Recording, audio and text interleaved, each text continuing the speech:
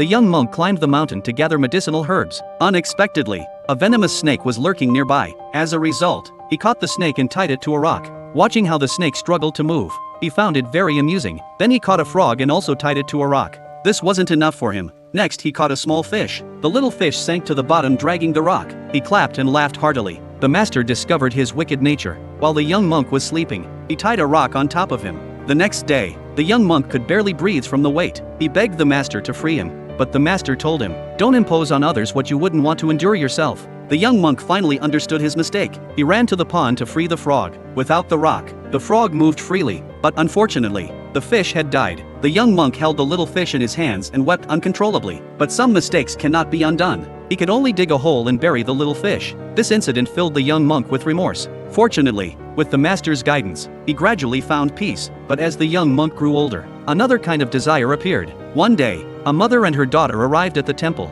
The young woman's face was pale, as if she were ill. The young monk helped her onto the boat. Inevitably, he touched the woman's waist. Although the young monk appeared calm on the outside, his heart was racing. The mother explained that the young woman had fallen ill. She needed to pray before Buddha. Only the old monk's medicines could cure her. But 3 days passed and her condition didn't improve. The mother had to leave first, leaving her daughter alone at the temple. Without her mother's company, she sat on the stone statue, lost in thought. The young monk sternly asked her to leave, but at night they could only sleep in the main hall. The woman slept on one side. The young monk couldn't help but secretly glance at her. During the day, the woman prayed alone before Buddha. Without realizing, she fell into a deep sleep. The young monk covered her with a blanket. Seeing that the woman was still asleep, he quietly slid his hand under the blanket. The woman woke up startled and slapped him. The young monk quickly knelt before Buddha to ask forgiveness. From then on, the young monk began to treat her better and better. On cloudy days he protected her from the rain. On sunny days he took her to play by the lake. The woman would fish in the water. The young monk watched her while lying on a rock,